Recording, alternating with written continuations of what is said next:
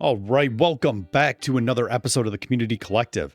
I tell you what, Travis, since we decided to do this face-to-face thing, I mean, there's just so many benefits. I get to see your beautiful smiling face, and I appreciate the fact that you did two things that made me super happy.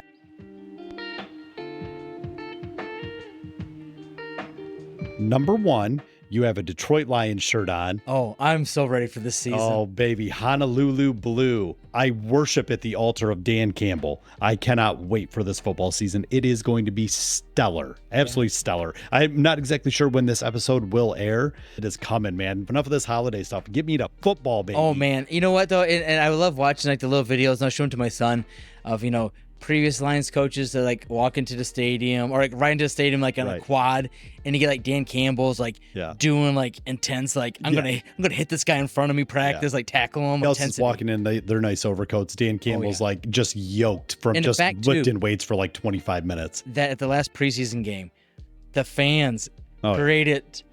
Like, was it 2 forced fumbles or like 2 false starts? Two false starts due to crowd noise in a preseason game. In a preseason game. Anybody that says the Detroit fans aren't loyal, they just don't get it. They don't get it. They just don't get it. Well, and number 2, you wore flip-flops. I did.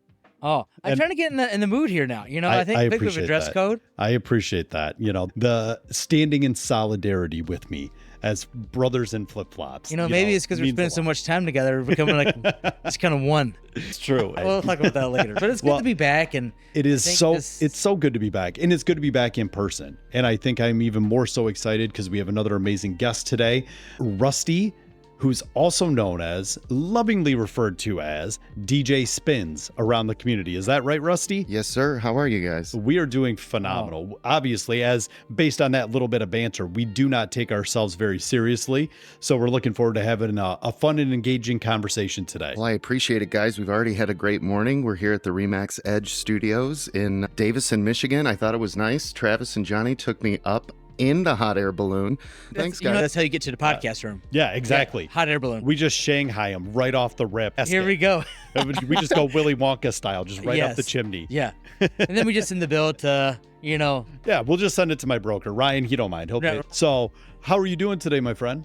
I'm doing great. Technically, we're recording this on Monday. Usually Mondays are my Sundays. Oh. That's perfect. Mondays are your Sundays, because I have to imagine, and we'll get into this, but a lot of your work is probably weekend and evening work, right? Yeah, I have incorporated a lot more week events recently. Okay. I kind of did residencies before, but now they're more community-based because, tomorrow I have a car show in downtown Flushing for Twilight Tuesdays. So there's beautiful things like that peppered in. But yeah, the bread and butter is pretty much usually Thursday through Saturday. Okay. Yeah, no, I get it. I used to own a bar and grill. I knew what that life was like.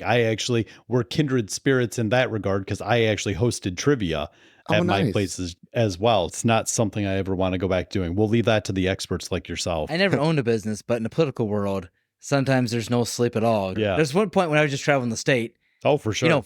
For fun. Everything's for funsies. It is. But yeah, so we let you sleep in a little bit before we had to get you out and about. Yeah. We were exchanging text messages this morning about 5:30, 6 a.m. So that's our mornings. We like to get up bright and early, but we're old men, right? We really are. Yeah. It takes me a while to get the old knees feeling good. There you go. Well, let's jump right into it. Rusty, can you share with us what initially drew you to the world of like event hosting, DJing, hosting trivia, all these other things, and why would you feel that draw, that magnetism to it? Because I think it takes a special person to do that. Got to be a little bit of an extrovert. I consider myself an introverted extrovert, so everybody's got a certain personality that I know that kind of subscribes to this type of event hosting. So give us a little background there. Well, it all began on a Friday morning in January at St. Joseph's Hospital. Yeah. A cold, blustery. It was. And that little redhead boy had no idea how much ADHD would affect the trajectory of his life. So I also like that he mentioned redheads. So yeah, Johnny, you are now in the minority in this room. Fine. 2 redheads. So, yeah, honestly, I have to give it all to ADHD. My mother loved my mom very much. She saw that was happening early on, and I was just always trying to put on a show, honestly, some way or another.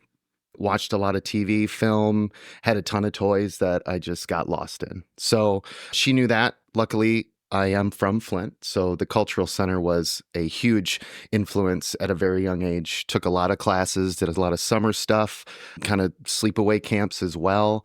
And then I remember there's a great story when I think I was 5 or 6, but I went to a daycare and they had like a circus performance thing where everybody did kind of a stereotypical circus people, like the strong man and all those things, the clowns, whatever. The bearded lady. Exactly, the bearded child. Yes. I was the ringleader. We've got a VHS where I think the first thing I did in this clip for the performance was blow my whistle and get everyone's attention. The whistle blow scared the heck out of me, and I was doing it. Yes. I was kind of put in that position at a very young age, and then there were people that were like, hey, try out for this. My elementary Mrs. Yasik, she was like, hey, you got to go and audition for this thing in Clio Cast and Crew. It was the King and I went on there, did some stuff with that. I have a very large live theater background.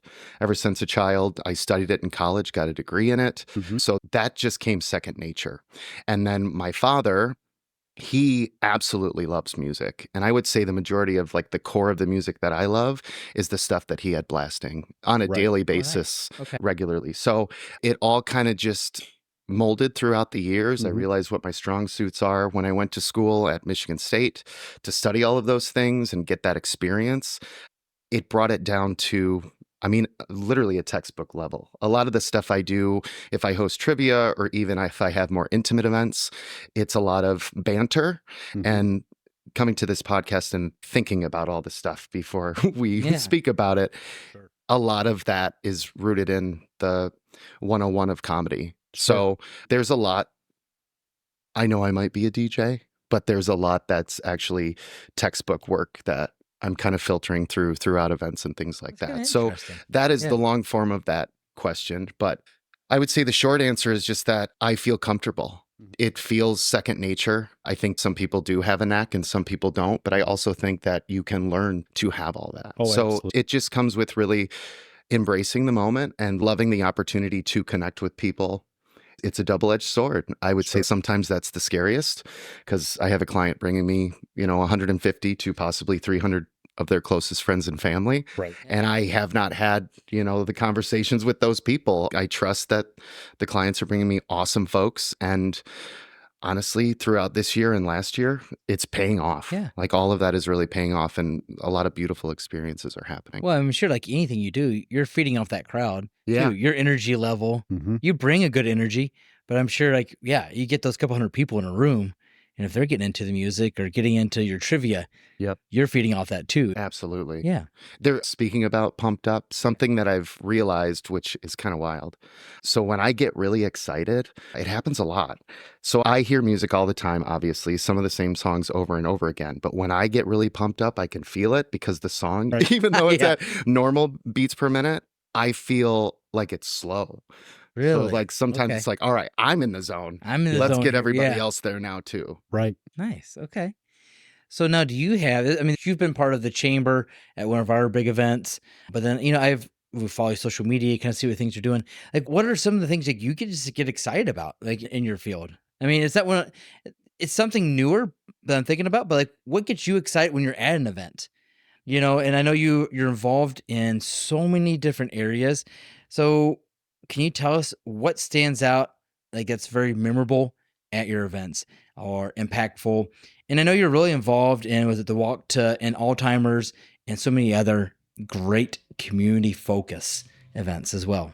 So the Walk to End Alzheimer's, that is a close relation to my childhood experience as well. My grandmother, Grandma Irene, she had Alzheimer's.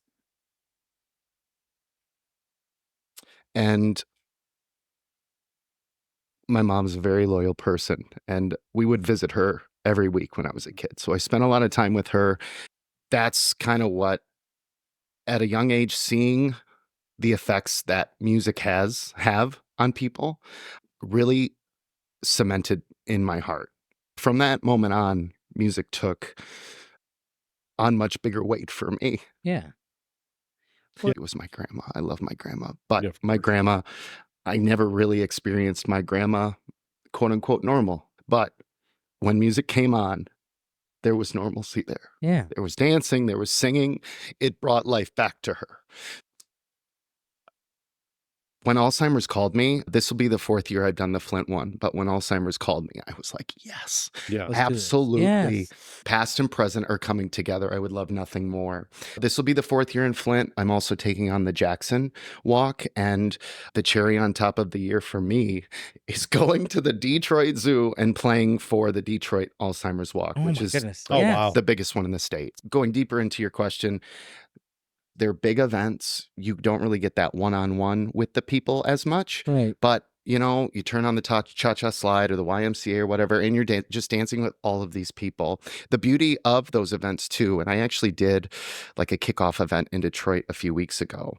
And even though we're there for Alzheimer's, we're raising money. They raise a ton of money. And that's the lovely parts about these types of events is the Right. amount of money that's being raised. You can read the booklets and all the stats and all that, but there's so much that does happen after those moments. So that's like, I don't think I'm completely involved with that money raising. There's so much happening in the background that is beneficial towards the cause. Well, yeah, I think it's about those. I mean, one, you have that personal connection that it means a lot to you. So I think you're invested in what's Yeah. going on. But I think with so many other events, you definitely understand that it's not always about the financial contribution. It's about spending that time with those people or trying to help those people figure out a way to just enjoy that day. Yeah. Because you want it to be, it's probably hard for anyone that's been affected by it, Yeah. family members or themselves doing the walk. But if you're able to, your music can be that one that's that connection that really helps them trigger a memory. Yeah, so Or at the kickoff event in Detroit, it was near the end, and I started getting requests from people to shout out the people who have lost to Alzheimer's. Okay. So I was like, all right, I could just play the song, but I like to take it a step further. I think there were 3 or 4 people that spoke and requested music. So gave them a microphone, let them talk a little bit about who the person was, what they did in their life, and why that song meant something to them. And once again, we got on the thing about how it just perked them up. They came to life, they sing, they dance, whatever. So that was a really beautiful moment. We weren't just there playing music, letting them know about what's going on and what they're benefiting being there and donating. We got down to honestly the core of why we were there. So like that's the beauty of those community moments when you get the moment to be able to give them a little spotlight. Now, on the other hand, I will say I do a lot of private events. right. Recently, I did the Montrose Mom Prom. This is something that I've at least seen that is kind of becoming more of a thing. Truthfully, some people don't. I mean, there was a lot of talk about it beforehand. There was a lot of people interested, but truthfully, we got to the day. I'm setting up. I'm like, hey, how are ticket sales? He's like, they're not as great as we wanted it to be. And I was like, you know what? Whoever is in front of me is going to have the best Saturday Yes. of their week, at least. I love it. Right. We ended up having an awesome time. Now, once again, as big as that moment was at the kickoff event to allow the spotlight on those people and their family, at this one, there was a moment where they wanted to crown a mom prom queen. Oh yeah. So they gave me who won. He gave me the name, and I was just like, all right. And the guy expected me to just do it within like a minute and we're done. I turned it into a 15-minute thing where I was like, do you ladies feel pretty? And they like started going nuts. And I was like, do you ladies feel beautiful? They went nuts again. I was like, all right. I let the dust settle, just pure silence. I was like, well, it's time to nominate our mom prom queen. Who wants to be nominated? And I think we got close to, I think it was around 15 to 20 ladies. Some people were nominated. Some people nominated themselves. It was like, okay, but why do you deserve this? Right. And we went into all these little stories. Truthfully, a lot of them involved divorced men, and they're free now. One lady was like, Yeah. it's the 6-year anniversary of my freedom date. And I was like, now I'm an idiot. So please explain to me what a freedom date is. And it sparked up all this Yeah. energy. And like, then it just snowballed into all these stories. Believe it or not, the person that the guy told me who won actually did win by round of applause by the ladies in the audience. How fun. Because who am I to judge? You know what I mean? Exactly. But it all worked out, and it made a more magical moment. So those are the types of things I absolutely love. You get a dance floor full of people, that's one thing, but then when you actually connect with them, that to me is like a Well, it's kind payoff. of like that music therapy and the events that you're going to. It's that time for people just to celebrate, no matter what size the group, Yep. something that's important in their lives. And it sounds like that was a great example right there. Yeah. 2 different events and 2 different purposes, but the focus is still the same, just to make people enjoy life and just kind of maybe forget about something for a little while. Well, and I mean, one of the other things you realize is that music is the great unifier. Yeah. Right? Irrespective of whether or not you understand the words that are being said, different cultures, things like that.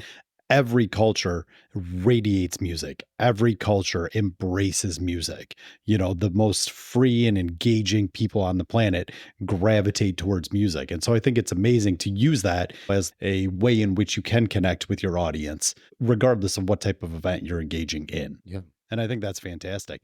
And you just crushed question number 3. Oh my gosh. Well, I mean, the question basically just reads, these different events that you're hosting and engaging with require so much energy output. What are your tips and tricks and your strategies for engaging? And you just hit the nail on the head. That's exactly it.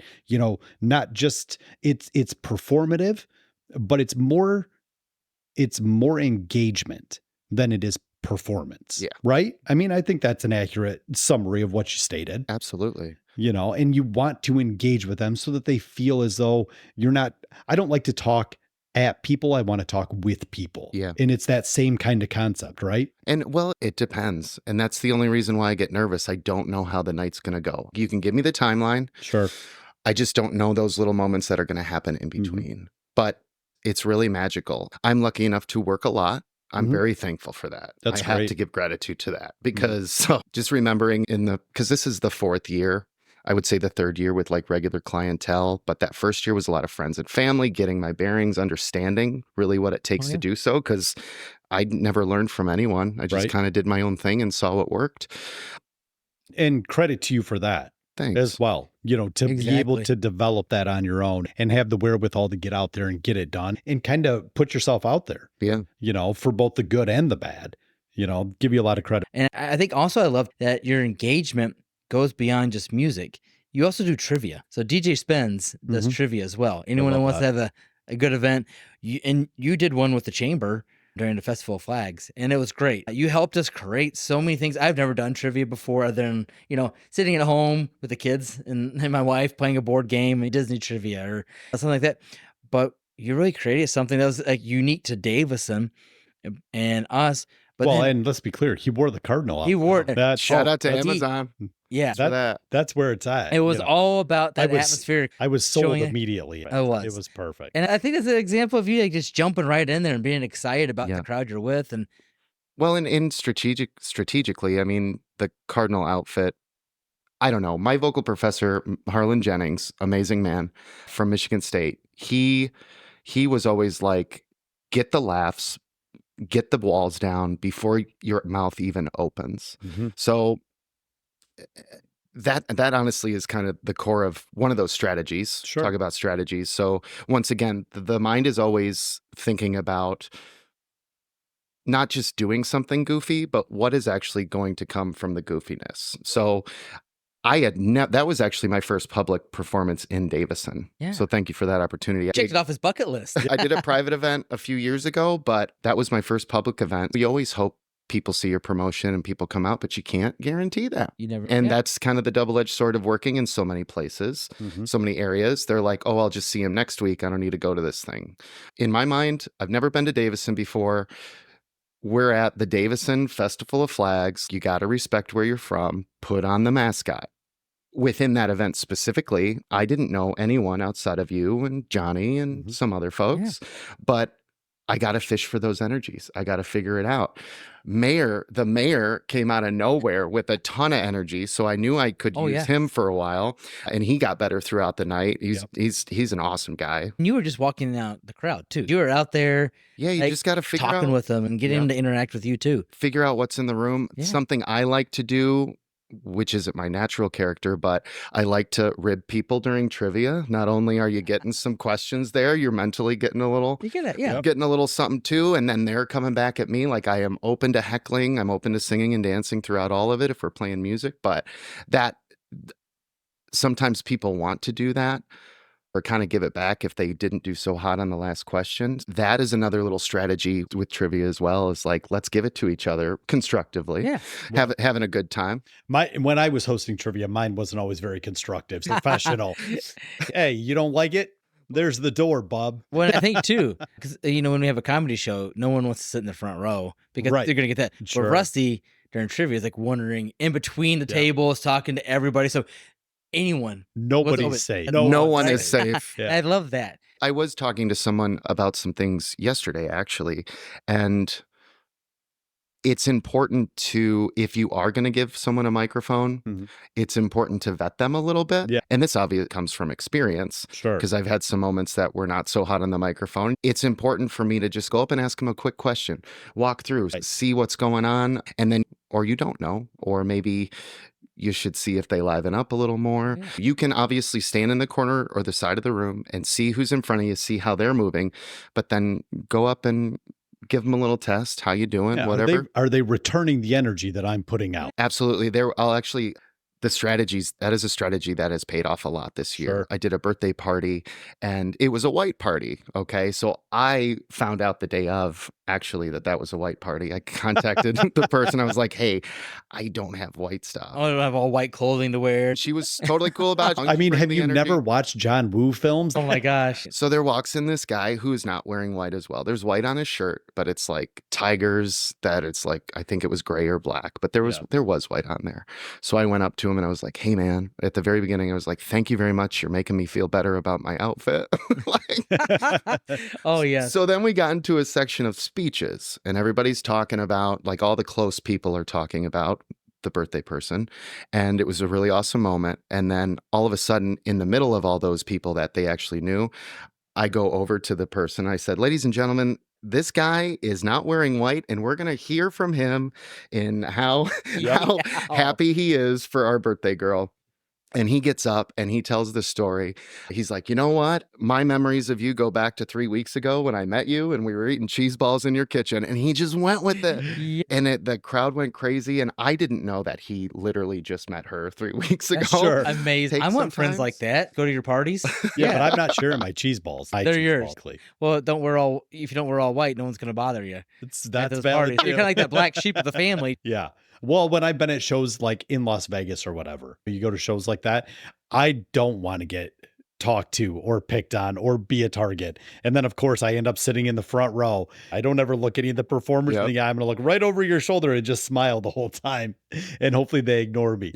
But I mean, that's great when you get those people to engage with you and they're comfortable doing that with you, and it's authentic. That's what I love. I love authentic conversations with people. It's just amazing. You just can't beat it. Yeah. And that really validates events, and makes people feel a part of it. Well, and you may not know them, but maybe all the people around them know them. And it just brings the whole thing together. It all coalesces at once. And I think that's great. Well, and that was very evident at the event you did for us. Yeah. And the event organizers, I mean, they had to feel great when people are leaving and talking about, hey, that was great. The music was great. The trivia was great. Well, yeah. We can't wait for next year. Next year's. Next year. Or where can we, they start following you. Like, okay, where's he going to be at? I want to go to the next event you host. Mm-hmm. Be someone's friend for a couple of days and go to the event, right? It's one thing to be asked to do a job, especially in people's homes, let alone for communities and schools and things like that. Sure. But then to receive that feedback afterwards, to get that review, to get those little texts where it's like, you did whatever and we appreciate it and people are still talking about it. Like, that means a lot. Yeah, that's good stuff. Yeah. That's what we all want. Well, and that's where, again, I can tell that you actually do care. You want it to be a good event. You're not just there to try to cash the check. You're there to make sure that everybody has an amazing time and wants to come back and stays engaged. I think it's great. And not to get too dark, but that's on my radar. One of the biggest things, especially at like the family events, the weddings, whatnot, you never know when it's somebody's last party. Sure. So make it the absolute best you can. And that's my job. Well, and you're going into these events. I mean, the organizer, but you're really the outsider coming into like a huge family event. Yeah. Right. Or a huge community event where everybody knows each other. I mean, you really are up for kind of like that challenge of, okay, I'm the outsider. I got to make sure I get the feel of the group, get the, kind of get people excited about what's going on and then become one of them. I have to let my guard down a lot constructively, respectively towards myself. But just being able to do that, be vulnerable to whatever comes at my way. Yep. But I do like to say, and this might come from the acting degree, but I think it's a genuine experience. You're the fun cousin. Yeah. You got to Right. be the fun cousin. You Right. just got to embrace everybody that's there. And when I have meetings, especially for weddings, it's like, okay, I know families are wild. Every family is different, but families are wild. I know family members in my family and other families that have theme songs or like have whatever. Right. Give me those people. What is that? And then those turn into awesome little spotlight moments where it's not like we're calling out Uncle Tom. No, man, we're getting Uncle Tom on the dance floor right now. We're just playing the song. He Right. starts going crazy. Yes. And everybody else starts going crazy because they know that's his thing. And be honest, you say you never know when you're gonna play that one song that grandfather or uncle is just gonna like Mhm. trigger, like, I'm getting out there and showing my moves. Yeah, twerking, Yeah. breakdancing. Oh man. You never Trying know some what of you these get. new moves that an older person might not know, but want to experiment and try out. So Yep. it is. I think he's already, goodness gracious, it's like he's a mind reader. Yeah. We were thinking about asking him about some challenges or some rewards, and I mean, you kind of already jump into it, but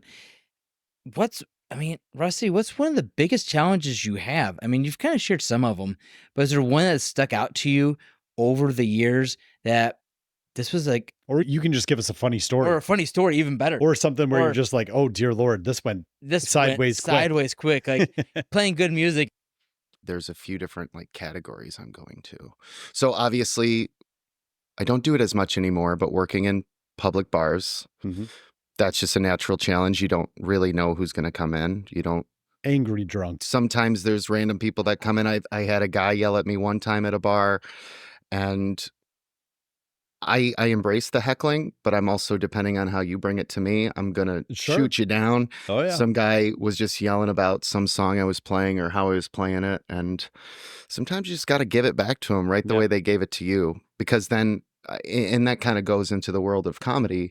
You get a heckler, they might start yelling too. So you Right. just got to make sure that Yeah. it's not, I don't know if it's a control thing, but it's just like you got to make sure the audience is not being aggressive, especially. But Right. You got to So- heckle them back, and hopefully their friends want to join in that heckling back with that Yeah. person too. Like, so it's only happened a few times. The biggest challenge. What was the other one I thought about? I started thinking too much about that guy. or what's a good funny story? A good funny story. Yeah, Montrose. there'd be tons of That them. I'm sure. Montrose mom prom was absolutely fantastic. Yeah. That Like sounds. walls were down. People were just feeling free and being fun. So let's talk about it real quick. Just give us a little background. So is it just moms, whether It- they're it was- married, it was just divorced, moms. whomever, but it's just moms that show up all dressed up like they're going to prom? They did open it up to 21 plus. Okay. You did not have to be a card carrying mom. It's a way to relax. And I think the majority of them did have mothers, because at one point I asked them to raise their hands if they were moms, Okay. and I think pretty much everybody in the room was. There was no gentleman there. Like, There were the guys that were like, the main person from the Montrose Candle Walk was there, and I think there were like two other guys there that And that were was just it. helping out. Ultimately, when somebody comes up to me and they're like, "Hey, I want to sing a song," I don't do karaoke, Sure. but I can easily take I don't either. I can easily take the vocal stem out, give you a microphone like of the digital track, and you can Mhm. go to town. So I had somebody come up and they were like, "Hey, you want to play Baby Got Back?" And I was like, "Yeah, sure." And then she was like, "I want to sing it." And I was like, "Oh, okay." So I got it up. The last song stopped.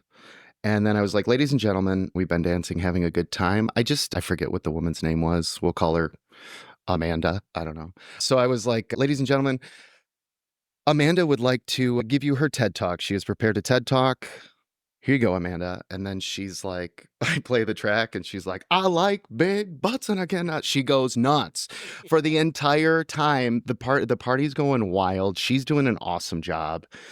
And later on, her mom was there. And her mom was a very older woman who was not dancing, but she was definitely quick-witted. So I Yeah. was like, that was where things kind of turned to, the 90s rap, hip hop, all that fun Sure. stuff. Sure. So The I go, stuff I grew up with. yeah. So I go over to the table where she's been sitting, and I was just like, "You know what? I just want to check in with you because we've gotten a little dirtier in the rap music within the last 30 minutes. Are you okay with that?" Because she was like the oldest mom there. Yeah.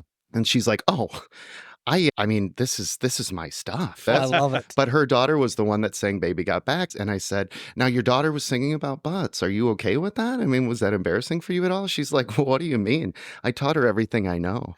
It's like, oh, okay. Oh my gosh. Okay. And we're just sitting there at the table. I'm just sitting next to her. We're having a conversation. Good conversation. Your going vibe is your tribe. Yeah. For sure. So then I said, okay, well, if you taught her everything she knows, do you have a dirty rap song you would like to sing for us? Yeah. Challenge. And I'm not going to sing it, but she ended up singing a lot of a rap song a cappella just on the microphone. Oh my gosh. And people went absolutely crazy. I hope it was Funky Cold Medina. It wasn't. It was a real dirty one. But you know what? Even Grandma better. got Good it. for her. Yes. Grandma got it. Man.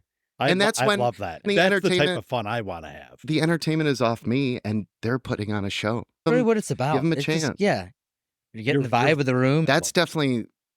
I've had some great weddings. You can't always have those moments at weddings because obviously there's a timeline and whatnot. Sure. But when I am put in the position where I can kind of do whatever and everybody's up for everything, yeah. the sky's the limit. It's a lot of fun. Yeah. So here's an interesting question that I think maybe if you could pick any song that's your favorite to play, what would you choose? Yeah. What's your go-to? Your go-to Like, what's your song. go-to that's going to get you pumped up Yes. for the event? Oh man, so I mean, you many probably have songs. such a wide variety. There's got to be one. There's too much. Too much. I mean, there's the basic ones like Uptown Funk gets people crazy. Obviously, the line dances get people excited. Apache is a great song. Okay. Fantastic Voyage. I'm a big funk guy. Yeah. Gap Band. Okay. Dropped a bomb on me. Love that Yeah, one. that's like my go-to wedding song. Like every time that plays, like, come on, babe, let's go. We got to go dance. Live. I like to get people to sing, so that's always a good one. I will say, my daughter and I went to the LA Challenge concert, Mm-hmm. and we let the people watch. And I was like, Yeah. Reagan, like they had a DJ going in between the opening and the main performance, and I was like, Reagan, just watch the dancing. When they start playing some songs, you'll really see what someone's jam is by watching. Right. And I think she was amazed, just like, Dad, you're like, she didn't say I was right, but it's just like, you can see her smiling, like, oh, that person loves that. Or like, you see They love that. you see an song. older couple in matching Hawaiian shirts at a country concert, but man, the DJ played one of their jams and they got up there and they're just enjoying life. And I was like, Reagan, you just find what you like to do and just go with it. That was a great concert. Shout out to everybody at Warwick and the Allied Oh, Challenge. man, it was packed. Yeah. It was, and it's one of those ones that I don't go to a lot of concerts. I love music, but sometimes it's like to listen to it in my car or on my own when I'm outside doing some yard work or something. But it is, and it was a good experience and like memory making just for my daughter and I to go to it. And we went to last year's as well. It's something she looks forward to every year Nice. as well. Oh, Bigger it's perfect. groups that are drawing people there for a concert. Country's not my jam. Mm. So. Yeah, I didn't know anything. I did not know Thomas Rhett at all. Yeah. But then he played like the Little Decade song. Yeah. I came to life. I was dancing. Like when I started singing a couple of them, she goes, "What are you doing, Dad? Do this." And I was like, "Hey, I just Dad, don't embarrass me. I lock it up. Let me enjoy life." I did the Raider rally last week in Flushing. yes. Yeah, And well, definitely yep, they had the balloon. The balloon we Yeah, jumped the out balloon of was this out morning. there. And there I was playing a little for the parents too. I was trying I like to play for the parents. And the parents were dancing and there were all these kids just Dying on me. pulling them to the gate, Yeah. trying to get them out. Oh my gosh. Hey, there's nothing wrong with that. No. As a father of 4, I live to embarrass my children. So yeah, if I have a public opportunity to dance and just make them melt, I will 100% do it. So I have so no shame at 42. I have one kid that is not embarrassed at all easily, Right. but like, my daughter's at the age where everything I do is that. So I'll find one good song on the radio. Yeah. And we'll pull up to a traffic light and I roll down the windows. and she's like, "Oh my gosh, Dad, what Yeah. are you doing right now?" Yep. And I can't sing. No one wants to hear me sing. Z's. Yo, sing something for us, Travis. Oh no. I'm singing it in my head right now. Oh, No, perfect. I'll be honest, I switch around what music I like. Sometimes Right. I'll feel something like, all right, let's go with this. If it's not emo, I don't want to listen to it. There you go. That's when I grew up. I love My Chemical Romance and Oh, The yeah. Used and Census Fail and all the screamy emotional music. Cuts me deep. Oh, Gets me right in the feels. oh, get a few little tears going. Got to put on my guy liner and paint my nails again. Let Johnny host the next chamber lunch and we'll just play a Yeah. little Welcome music. to the Black Parade, baby. There you Let's go. rock and roll. I love it. Bing, bing, bing, bing. Exactly. Yes. So So as we, looking ahead, are there any new types of events or projects or things that you have kind of forecasted that you'd really like to take advantage of? It sounds like you're doing a lot of things community related, community focused, which is fantastic. Are you looking to branch out in different areas? Is there anything we can help with? What's kind of your focus here as you continue to grow the business? I mentioned the Alzheimer's Association at the Detroit Zoo. Yeah. That's very exciting. I Yeah. have some things lined up within the area next year, Okay. but I've never played in Detroit before. So that is extremely exciting, let alone to be at the Detroit Zoo. Yeah. It's phenomenal. That's going to be huge. I'm very thankful for that. But I'm also working with a sound group. I'm essentially just hooking up and playing the music. So that's going to be another little step up in experience and experimentation and understanding how those things work.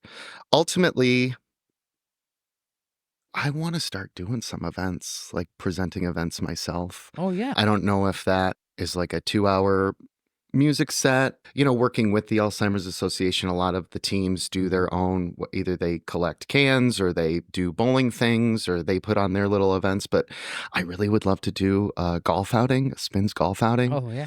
Just things like that to give back on a bigger scale. Because I've personally donated things. I personally donated my time. But I would like to get more people involved and take advantage of the networking and all of, I know a lot of people in the communities now. Sure. And I think there's enough people that do support me and the way that I work and the things that I do that I think it's possible. So maybe next year, I'm hoping to do some things in that regard. But yeah, honestly, I'm not trying to have a huge DJ company. Sure. If anything, in the longer run of things, I'd love to maybe have an event space or something to that regard, because I have a lot of background in that as well when I didn't live in Michigan. Yeah, I just want to keep the books wide open, right? Yeah, keep connecting with the same groups that have continued to hire me, thankfully, but then just continue to make that collective of people much bigger. I think that's an amazing goal. I think here's a good question too, to kind of help round it all out. If someone was looking at hiring you for music or trivia or anything, how do they find you? How do they contact you? What's the best method? Honestly, call me. The emails are a lot right now. I'm going to be very honest. And we talked about challenges and rewards. And one of the biggest challenges for me is paperwork, whether it be ADD or whatever. But I also put a lot of emphasis on the actual physical work that I do in that moment. And I do have to take the time for myself to recharge and be ready for that next event. But the emails are a lot. Let's pause on that for a second, because as somebody that was in that space and I've had to do some performative things before with whether it was trivia, whether it was like when I got drafted into doing Quarter Mania last year. That's a very real thing that people don't understand, is when you're up there, like your social battery is empty. When I get done, I even do training here at the office, and it's a 2-hour training session. When I'm done, I don't want to talk to anybody. I want to close my door. I need to watch some Netflix. I need to just go for a walk. I need to go get some sunshine, whatever that is. Yeah. So that's a very real thing that I think sometimes gets glossed over in the type of work that you do. I like to drive home in silence. Yes. And sit in whatever the last however many hours was. Yep. Sure. All the time. I think it's important to make note of the moments that work, make note of the moments that did not work, and make note of the things that have opportunity to grow. Absolutely. So what's the best way to follow you? I mean, Facebook. I'm not huge into social media, but it's a necessity. The Spins Entertainment is my Facebook business page. Spins is my quote unquote personal page. Okay. You can contact me on my phone. The business line is 810-247-9875. I take texts, I take phone calls. Perfect. I like to actually talk to people. There's some clients I have where I email them and then a year later I'm finally meeting them, but they've also seen me ahead of time or have a great reference. So yeah, just call me. Let's talk. Right. I love it.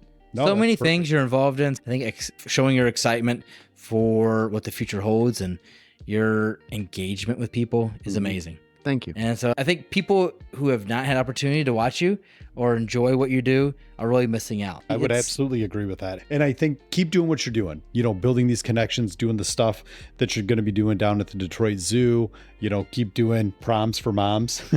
Yes. I think that's fantastic. What would dads do?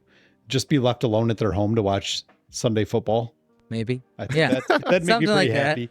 So I need something to get rid of my wife and my kids just for a little bit of time. So I watch some football in peace. But I love the fact that you're staying engaged. You're doing different things. And I love the energy that you bring to the events that you've hosted for us with the Chamber of Commerce. We're definitely looking forward to future events. Thank you, Johnny. Thank you, Travis. Hey, thanks for coming on. Shout out to the next treasurer of Davison. Yeah. Nice job, Travis. Well, he's leaving. I know he's not technically leaving, but we still got the bond of the podcast. I know. I'm just brokenhearted. What am I supposed to do? Rusty, thank you for taking the time today. We absolutely appreciate that. And we will look forward to many future events with you, my friend. Thank you, guys. Best of luck with everything. Thank you so much. Okay, Travis, bye. Travis, we'll see you soon, bud. See you, buddy. All right, man.